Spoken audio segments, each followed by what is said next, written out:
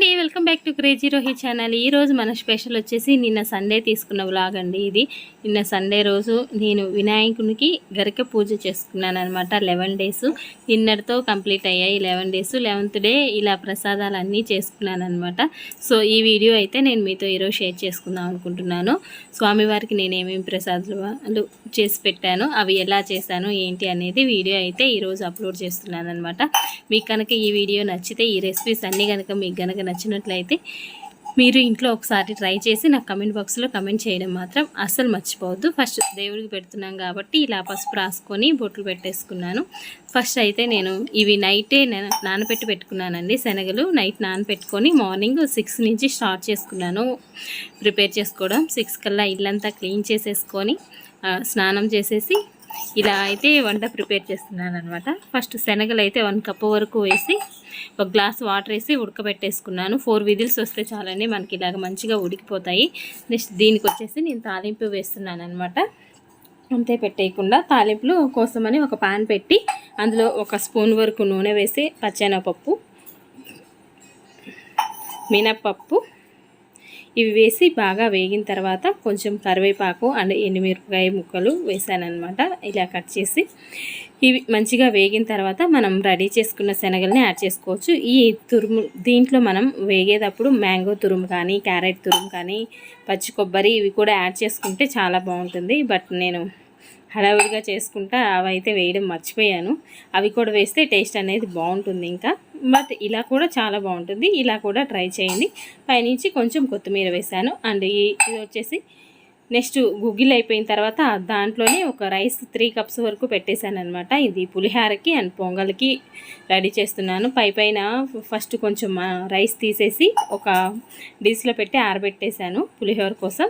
మిగతా కొంచెం అన్నాన్ని ఒక 1/2 కప్పు వరకు పెసరపప్పు నానబెట్టి పెట్టాను అనమాట. నేను లేవగానే ఫస్ట్ ఆ పని చేసేసాను. ఆ పెసరపప్పు అన్నంలో వేసేసి ఒక 1/2 లీటర్ వరకు మిల్క్ యాడ్ చేసి విధులు పెట్టేశాను. విధులు పెట్టేసి ఒక 3 విజిల్స్ వరకు రాణించానండి.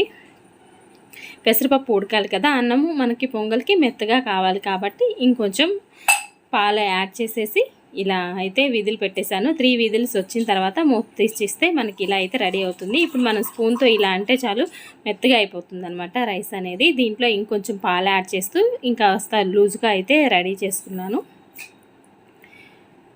ఇలా అండ్ కొంచెం బెల్లం కూడా యాడ్ చేస్తూ కొంచెం పాలు యాడ్ చేస్తూ మంచిగా అయితే ఇలా మిక్స్ చేసేసుకున్నాను. ఇప్పుడు స్టవ్ ఆన్ చేసుకొని దీన్ని ఒక 2 to 3 మినిట్స్ వరకు బెల్లం కరిగేంత వరకు ఉడికించుకుంటే సరిపోతుంది. మనకి బెల్లం పొంగలి చాలా బాగుంటుంది. ఇలా చేసుకుంటే పాలు కూడా విరగవన్నమాట, మనకి విరిగే ఛాన్స్ కూడా లేదు. పాలతో ఉడకబెట్టేసాం కాబట్టి ఇలా ఉంటుంది. రెడీ అయ్యేసరికి నేతిలో జీడిపప్పు, బాదము ఇలా వేయించి ఆల్రెడీ పక్కన పెట్టేసుకున్నాను. అవైతే యాడ్ చేస్తున్నాను అనమాట. ఇలా పొంగల్ కూడా రెడీ అయిపోయింది. సెకండ్ రెసిపీ వచ్చేసి మొత్తం ఒకసారి మిక్స్ చేసేసుకొని ఈ రెసిపీ కూడా పక్కన పెట్టేసుకుందాం. ఇప్పుడు మనకి 2 రెసిపీస్ అయిపోయినాయి అనమాట. నెక్స్ట్ వచ్చేసి ఇంకొక రెసిపీ యాడ్ చేస్తున్నాను. ఇంకొంచెం నెయ్యి యాడ్ చేస్తున్నాను అనమాట. పొంగల్లో నెయ్యి ఎక్కువ ఉంటే టేస్ట్ అనేది చాలా బాగుంటుంది. సో మేము విడిగా మళ్ళీ వేసుకుంటాము, బట్ ఇందులో దేవుడికి పెట్టేటప్పుడు నేతితో చేసేవి ఎక్కువ పెడతాం కాబట్టి సో నెయ్యి అనేది ఎక్కువ క్వాంటిటీ వేస్తున్నాను. నెక్స్ట్ వచ్చేసి కుడుములు మెయిన్ అంటారు కదండి, సో కుడుములకి రెడీ చేస్తున్నాను. 1 పాన్ పెట్టుకొని 1/2 కప్పు వాటర్, 1 కప్పు బెల్లం వేసేసి ఇలా బెల్లాన్ని కరిగించుకొని స్టెయిన్ చేస్తున్నాను. బెల్లం కరిగేంత వరకు ఉంటే చాలండి, మనకి బెల్లం పాకం అవసరం లేదు. బెల్లంలో డస్ట్ అనేది ఉంటుంది కదా, సో అందుకోసమని ఇలా వడకట్టేసుకుంటున్నాను. ఇలా వడకట్టుకున్న తర్వాత మళ్ళీ సేమ్ ప్యాన్లోకి ఆ వాటర్ అంతా వేసేసుకొని 1 కప్పు బెల్లం తీసుకున్నాను కదండి, సో 1 కప్పు పిండి వరకు తీసుకుంటున్నాను. కొంచెం పించ్ ఆఫ్ సాల్ట్ అనేది యాడ్ చేసుకోవాలి మనం. అండ్ పచ్చెనపప్పు కూడా 1 గంట ముందుగా నానబెట్టేసుకోవాలి. ఫస్ట్ అయితే నేను లేవగానే ఈ పచ్చెనపప్పు, పెసరపప్పు అన్నీ నానబెట్టి పెట్టేసుకున్నాను అనమాట. ఇలా పిండిని కలుపుతూ ఆ బెల్లం వాటర్ ఉంది కదా, సో దాంట్లో మిక్స్ చేసేసుకుంటూ ఉండాలి. ఇలా కొంచెం మిక్స్ చేసిన తర్వాత ఒక 2-3 స్పూన్స్ వరకు నెయ్యి అనేది యాడ్ చేసుకొని ఇప్పుడు మంచిగా ఒకసారి మిక్స్ చేసేసుకోవాలండి. ఇక్కడ మనం స్టవ్ ఆఫ్ చేసేసుకోవచ్చు. మనకు బెల్లం కరిగి పిండి వేసి కొంచెం మిక్స్ చేసిన తర్వాత స్టవ్ అనేది ఆఫ్ చేసుకొని చల్లారేంత వరకు ఆగాలి. ఒక 5 మినిట్స్ తర్వాత చల్లారుతుంది కదా, అప్పుడు ఇలా అయితే మనం ఉండ్రల్లాగా చేసుకోవాలి. మనం జస్ట్ చేత్తో ఇలా గట్టిగా ప్రెస్ చేస్తే మన ఫింగర్స్ పడతాయి కదా, సో అలా ప్రెస్ చేసేసుకుంటే సరిపోతుంది. అలాగా మన ఫింగర్స్ దానిపైన పడేలాగా అమ్మ వాళ్ళు అయితే అలాగే చేస్తారు కదా, సో నేనైతే అలాగే చేశాను. కొన్నేమో రౌండ్ బాల్స్ లాగా, కొన్నేమో అప్పాల్లాగా, అలా 3 టైప్స్ అయితే చేశాను. అమ్మ ఎప్పుడు చేసినా వినాయక చవితికి ఇలాగే చేస్తుందనమాట. 3 టైప్స్. ఇదేం లేదు, జస్ట్ రౌండ్ బాల్ లాగా చేస్తే చేత్తో అలా ప్రెస్ చేస్తే చాలు చిన్న చిన్న అప్పాల్లాగా వస్తాయి. సో అలా అయితే చేస్తున్నాను. చిన్నప్పుడు అమ్మ వాళ్ళు అయితే పెద్ద బౌల్ పెట్టేసి అందులో వరిగెట్టి పెట్టి ఇస్తరాకులు ఉంటాయి కదా, బాదం ఆకులు, అలా పెట్టి స్టీమ్ చేసేవారనమాట. బట్ మనకి ఇప్పుడు ఆ ఆప్షన్ లేదు కాబట్టి నేనైతే ఇలా మనకి ఇడ్లీ పాత్ర ఉంటుంది కదా, దాంట్లో కొంచెం వాటర్ వేసేసి ఒక పైన ప్లేట్ తీసుకొని దానికి నెయ్యి అనేది అప్లై చేసి దాంట్లో మొత్తం పెట్టేశాను. ఒక 10 to 15 మినిట్స్ ఉంటే చాలు, మనకు మంచిగా ఉడికిపోతాయి. అవి ఒక 5 మినిట్స్ తర్వాత తీసి ఆరబెట్టుకుంటే మంచిగా అనేది ఉంటాయి అన్నమాట. నెక్స్ట్ ఇంకొక రెసిపీ వచ్చేసి పాల తాలికలు ఉండ్రాళ్ళ పాయసం రెడీ చేస్తున్నాను. దీనికోసం ఒకేసారి పిండి అనేది ఇలా రెడీ చేస్తున్నాను. 2 cups water and 1 cup rice floor, కొంచెం సాల్ట్, కొంచెం బెల్లం వేసి ఇలా అయితే ఉడికించుకున్నానండి. నేను మాట్లాడుతున్నాను, ఈ వీడియో అయితే అప్పుడు వచ్చేస్తుంది. సో కొంచెం మాటలు అటు ఇటుగా ఉన్నాయి, కొంచెం అడ్జస్ట్ చేసుకోండి. ఇదైతే ఇలా మంచిగా ఉడికిపోయింది కదా, దీంట్లో ఇప్పుడు మనం ఒక 2-3 టేబుల్ స్పూన్స్ వరకు నెయ్యి అనేది యాడ్ చేసేసుకున్నాము. యాడ్ చేసుకొని ఇలా మంచిగా ఉడికించేసుకుందాం. బెల్లం అనేది ఎందుకు వేసానంటే అండి, మనకి ఉండ్రాళ్ళ పాయసం కానీ పాల తాలికలకు కానీ పిండి అనేది ప్లెయిన్గా ఉంటే కొంచెం చప్పగా అలా ఉంటుంది కదా, సో కొంచెం సాల్ట్ బెల్లం వేసామనుకోండి కొంచెం కమ్మగా అలా ఉంటాయి అన్నమాట, ప్లెయిన్గా లేకుండా. ఇలా మనకి అలా ఉడికిన తర్వాత ఒక 5 మినిట్స్ పక్కన ఉంచేస్తే చల్లారుతుంది. అప్పుడు బాగా పిసుక్కొని చేత్తో చపాతీ పిండిలాగా అలా పిసుక్కొని ఇలా రౌండ్ బాల్స్ లాగా కొన్నేమో పాల తాలికలాగా చేసి పక్కన పెట్టేసుకుంటున్నాను. కొన్నేమో ఉండ్రాళ్ళ పాయసం కోసం, హాఫ్ వచ్చేసి పాల తాలికల కోసం రెడీ చేస్తున్నాను అనమాట. ఈజీగా పాల తాలికలు చేయాలంటే ఇదే అండి రెసిపీ. అయితే మీరు కూడా ఒకసారి ఇంట్లో ట్రై చేయండి. నేను పాల తాలికలు చేయాలి అంటే ఇలాగే చేసేస్తాను, ఈజీగా అయిపోతుంది. 2 రకాల రెసిపీస్ కూడా వచ్చేస్తాయి మనకి.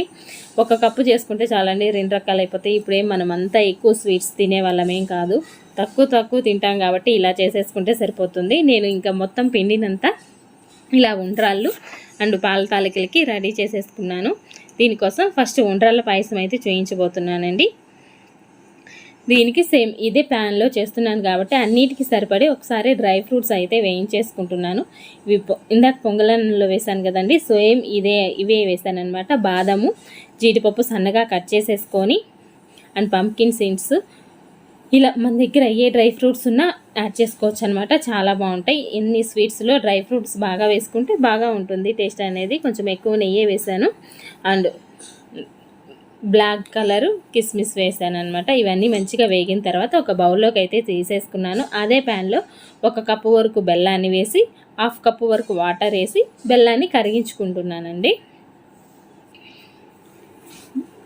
బెల్లాన్ని కరిగించుకుంటూ అందులో పించ్ ఆఫ్ సాల్ట్ అనేది యాడ్ చేయడం కామను మనకి స్వీట్ అన్నాక. అలా డస్ట్ అయితే తీసేసాను. కరిగిన తర్వాత దాంట్లో ఇప్పుడు మనం చేసుకున్న ఉండ్రాళ్ళన్నీ వేసేసి దీంట్లోకి మనం పెసరపప్పు అయినా యాడ్ చేసుకోవచ్చు, లేదా సగ్గుబియ్యం అయినా యాడ్ చేసుకోవచ్చు, పచ్చెనపప్పు అయినా యాడ్ చేసుకోవచ్చు అనమాట.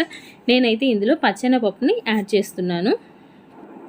నాకు స్పెషల్లీ పచ్చెనపప్పుతో అంటే చాలా ఇష్టం అండి. అండ్ అచ్చం పచ్చెనపప్పుతో కూడా ఇలా సేమ్ పాయసం చేస్తాను, చాలా బాగుంటుంది. ఆ రెసిపీ ఒకసారి పెడతాను నేను మీకోసం వీడియో. అండ్ ఇక్కడ ఒక చిన్న క్లిప్పింగ్ అయితే మిస్ అయిందండి. నేను వీడియో తీసాను అనుకున్నాను, బట్ అదైతే మిస్ అయిందనమాట. ఏంటి అంటే అవి పచ్చెనపప్పు ఉడికిన తర్వాత అందులో కొంచెం బియ్య పిండిలో కొంచెం వాటర్ కలిపేసి అది వేసి అది ఒక ఉడుకు వచ్చిన తర్వాత ఇలా పాలైతే మిక్స్ చేసేసుకోవాలి. ఆ చిన్న క్లిప్పింగ్ అయితే మిస్ అయింది. సో సారీ అండి, ఆ చిన్న క్లిప్పింగ్ మిస్ అయినందుకు. ఇలా పాలంతా మిక్స్ చేసేసుకొని స్టవ్ ఆపేయడమే. ఇలా చేస్తే మనకి పాలు అనేది విరగకుండా ఉంటాయి. కొంతమందికి బెల్లము పాలు కలిస్తే పాలు అనేది విరిగిపోతూ ఉంటాయి కదా, ఇలా చేసుకున్నామంటే పాలు అనేది విరగవన్నమాట. ఇలా దగ్గరికి వచ్చాక మనం కాంచి చల్లార్చిన పాలను మిక్స్ చేసేసుకొని నేతిలో వేయించిన డ్రై ఫ్రూట్స్ అండ్ నెయ్యి మిక్స్ చేసేసుకుంటే సరిపోతుంది. పాలు పోసే ముందు ఒక్కసారి స్టవ్ ఆపుకోండి, లేదంటే పాలు యాడ్ చేసైనా స్టవ్ ఆఫ్ చేసుకోవచ్చు. ఉండ్రాళ్ళ పాయసం అనేది రెడీ అయిపోయింది. నెక్స్ట్ పాల తాలికల కోసం పాలు ఆల్రెడీ కాచి పెట్టుకున్నాను. ఒక పొంగు వచ్చిన తర్వాత మనం రెడీ చేసి పెట్టుకున్న పాల తాలికల్ని అందులో అయితే యాడ్ చేసి ఇవి ఒక ఉడుకు అలా వచ్చేదాకా వెయిట్ చేయాలండి. ఇలా ఒక పొంగులాగా అలా అయితే వచ్చేసింది కదా. ఈ టైంలో ఇక్కడ చూస్తున్నారా బియ్యం పిండి వాటర్లో మిక్స్ చేసి ఇందులో మిక్స్ చేసేసాను. ఇది ఒక ఉడికొచ్చేదాకా ఉడికించుకోవాలి. దీంట్లో మామూలుగా అయితే సగ్గు బియ్యం ఇలా ఏమైనా యాడ్ చేసుకోవచ్చు. ఈసారి అయితే నేను ప్లెయిన్గా చేస్తున్నాను. లాస్ట్ టైం అయితే సగ్గు బియ్యం అలా కొంచెం యాడ్ చేశాను అనమాట. ఈరోజు నానబెట్టుకోవడం మర్చిపోయాను సగ్గు బియ్యం, సో అందుకనేసి యాడ్ చేయలేదన్నమాట. అండ్ బెల్లము ఇవి 1/2 కప్పు అవుతాయి కదా, సో అందుకనేసి 1/2 కప్పు బెల్లం తరుగుని అయితే యాడ్ చేస్తున్నాను. బెల్లం తరుగుని యాడ్ చేసి స్టవ్ ఆఫ్ చేసేసుకుంటే సరిపోతుందండి. మళ్ళీ బెల్లం కరిగిపోతుంది. ఆ వేడికి ఆల్రెడీ తురుము పట్టి వేసుకున్నాము కాబట్టి ఇలా చేసుకుంటే మనం పాలు అనేది విరగకుండా వస్తే అండ్ చిక్కబడిపోతుంది. ఒక 2 మినిట్స్లో కొంచెం లూజ్గా ఉంది కదా, సో అందుకనేసి పైన నేతితో వేయించి యాడ్ చేసేసుకోవడమే. ఇక్కడ రైస్ ఆరబెట్టేసుకున్నాం కదండి, సో ఆ రైస్ కోసం ఇది పులిహోరకి రెడీ చేస్తున్నాను అనమాట. పాన్ పెట్టేసి అందులో కొంచెం ఆయిల్ వేసి జీడిపప్పు కొంచెం వేగిన తర్వాత పచ్చెనగపప్పు అండ్ మినపప్పుని యాడ్ చేస్తున్నాను. ఇవి కూడా మంచి కలర్ వచ్చిన తర్వాత ఒక 2 చిల్లీ, కొంచెం కరివేపాకు, green chilli and red chilli అయితే ఇలా యాడ్ చేసేస్తున్నాను అనమాట. ఇవన్నీ మంచిగా వేగిన తర్వాత నిమ్మకాయ పులిహోర చేస్తున్నానండి. వేరే చింతపండు చేయట్లేదు, టైం సరిపోవట్లేదని. అండ్ పసుపు, టేస్ట్కి సరిపడా సాల్ట్ అయితే యాడ్ చేసేసుకొని ఇందులో ఒక 2 నిమ్మకాయల వరకు పిండానండి నేను.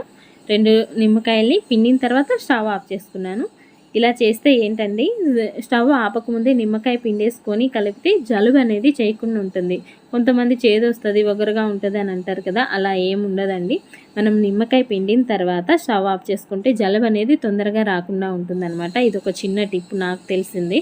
సో ఇలా అయితే పులిహోర కలిపి రెడీగా పెట్టేసుకున్నాను. ఇవండి నా వంటలన్నీ ఈరోజు. ఇంకా 3 ప్రసాదాలు పెట్టాను. పానకము, వడపప్పు, పచ్చి సలవిండి. ఇవి అందరికీ తెలుసు కదండి, సో అవి అయితే నేను చూపించలేదు, కానీ అవి కూడా చేశానన్నమాట. దేవుడికి 9 రకాల ప్రసాదాలు ఉండాలనేసి ఇలా పెట్టాను. ఇంకా కొబ్బరికాయ, ఫ్రూట్స్ ఇవి కామన్ కదా. ఇలా అన్ని ప్రసాదాలు అయితే దేవుడి దగ్గర పెట్టేసుకొని అలా పూజ చేసుకొని దేవుడికి మంచిగా ధ్యానం చేసుకున్నాను.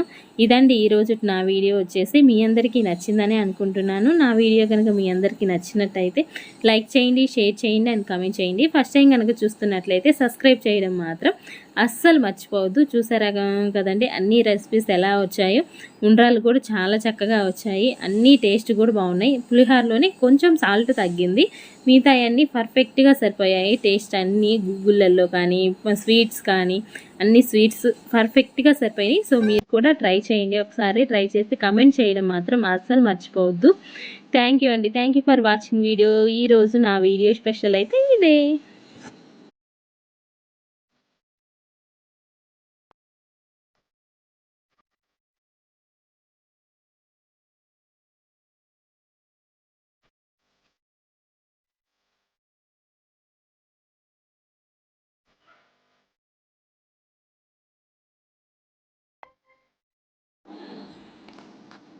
Thank you for watching video. Bye bye.